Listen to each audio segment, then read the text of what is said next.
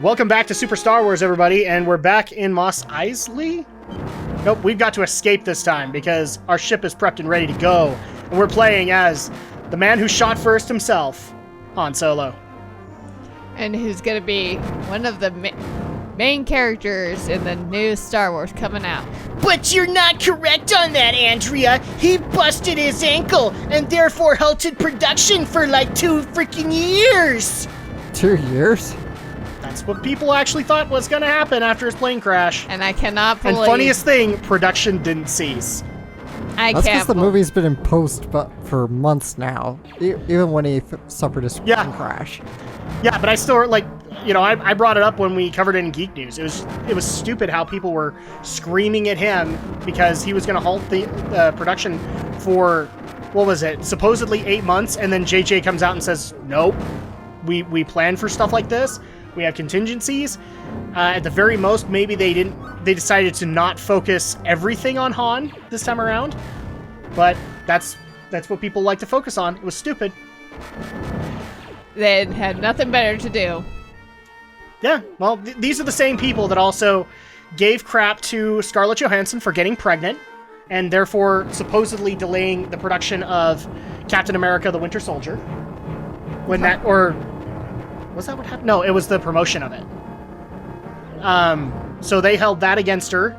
Then, what was the other one that we had that people got super pissed at, Alex? I don't know. Somebody else got injured on set, and I can't remember what it was, but we were like, yeah, you know, directors plan for these kinds of precautions. Well, I know Harrison got injured on set. Harrison got injured on, he got injured on set, but he also had the plane crash. Yeah, but that may have been it. The plane crash was a little more recent, and the movie's been, like I said, the movie's been in post-production for quite a while, so. Yeah. No, there was an injury that happened, like he busted his ankle on set or something. Yeah, and that was fairly early into production. I think that was like when they were still shooting. Yeah, and such crap was given to Harrison. I'm just like, dude, seriously. People have lives. And frankly, you know, be thankful that there was very little there that was injured, because the dude's like 80. Yeah. Not to mention, it's like, you don't worry about these people, you know, really. And they care, you know, like... Some people are just interested in getting their instant entertainment. True, and they don't care about the actors. Yeah, it's funniest thing how actors have lives too. Well, J.J. Abrams broke his back on set. Oh yeah, that's right. What set was it? On Star Wars. On Star Wars, yeah. Oh man. Who? I'm sure that set back the production of it like 2 years, right? Not 2 years. J.J. Abrams. He broke his back while shooting Star Wars. But I mean, seriously, The Force Awakens is like due 2 years from now, right? The Force Awakens. This is literally the argument that people are making, and it's stupid, right?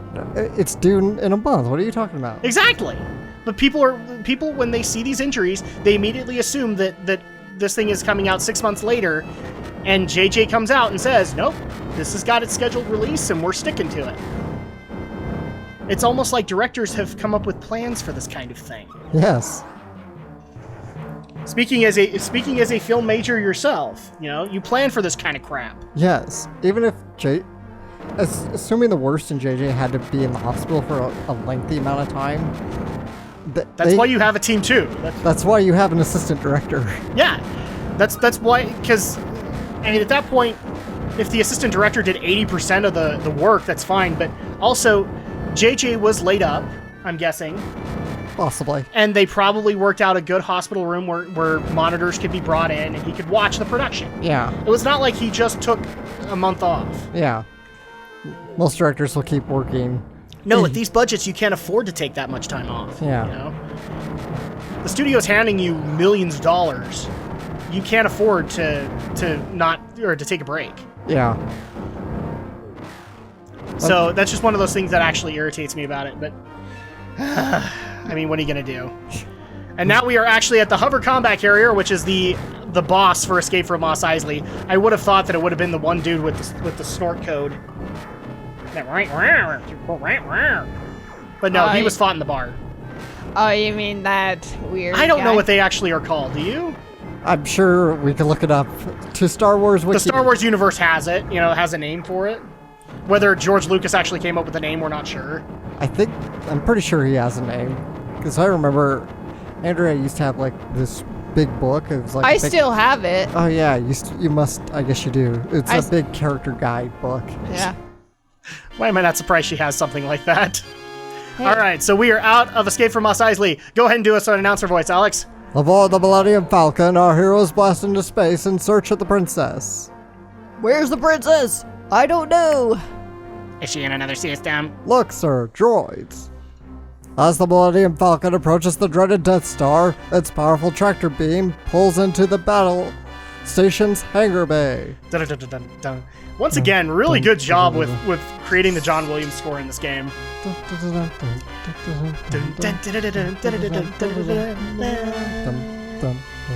Holy crap, man. Okay, so at this point, we are actually going to go back to Luke. And yes, we're actually having to do this post-commentary because we had problems during that. We've talked enough about them in Freedom Planet. But yeah, this is probably the last level we'll be picking Luke because he's kind of fitted for this level.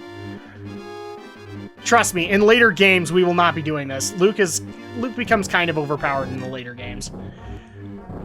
At least in his stages. That's the other thing that changes from this game to the next ones, is that you don't actually get to pick in some of those stages. You are just assigned specific characters. And in case you guys hadn't noticed, the biggest hazard of this whole level, we are in a hangar bay, and therefore TIE fighters can fly by and do damage if you don't time them correctly. So at this point, it's like, do you worry about the things on the ground, or do you worry about the TIE fighters that are incoming? I'm going to worry about the TIE fighters incoming. How can a TIE fighter fit while flying through here? Well, this is its hangar bay. This is where they're supposed to be flying through. Still, you try to fly in the hangar bay in Battlefront 2. Good luck. Good luck. Battlefront 2, the superior Battlefront Speaking game. of Battlefront, so people have actually been asking if we're going to tackle Battlefront on the channel. Perhaps, the but new one. I ain't buying it. I'm certainly not buying it new. Yeah. Maybe I'll buy it used like 10 months down the road. But I have no faith in Well, the game. I technically am going to be Wait, you're not reviewing excited Battlefront. for that one? Nope. No. Maybe we'll, But I thought you liked Battlefront. I do, but I don't like what they're doing with this new game. Which one? What are they doing differently? So much. It's DICE in charge, and like half the maps of half the levels aren't even playable. Right. They break very easily. Depending on what you're trying to do in those levels, those parts are broken.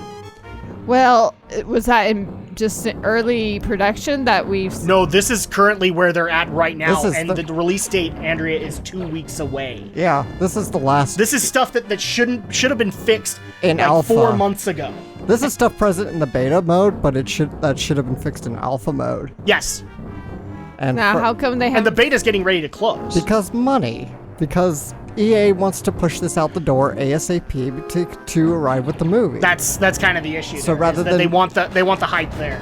So rather than they're getting ready to put what's the word I'm looking for? Push it out. Push it out. Whether or not it's ready. Mm-hmm. And I'm loving Andrea's face. It's just like kind of shifting back and forth. Is she actually going to get angry? I don't know. Is she going to get angry on camera? Well, there's not camera here, but you won't like I don't her know. when she's angry. mean, I've only seen Alex play some Battlefront. Well, it's technically not the same people doing it. Well, yeah. They got absorbed into EA, and so now it's EA working on it with Disney's blessing. But this is the game that has basically been the bane of Alex's existence for most of the year. Because Battlefront 2 is an amazing game. So are we saying that Alex hates Battlefront 2 more than Sonic's? Battlefront 2 is a good game. Battlefront 2 is great. I meant the newest Battlefront. We'll find out, because we'll probably be taking that on in a little bit. But we're going to have to take a break. When we get back, we're going to go deeper into the Super Death Star.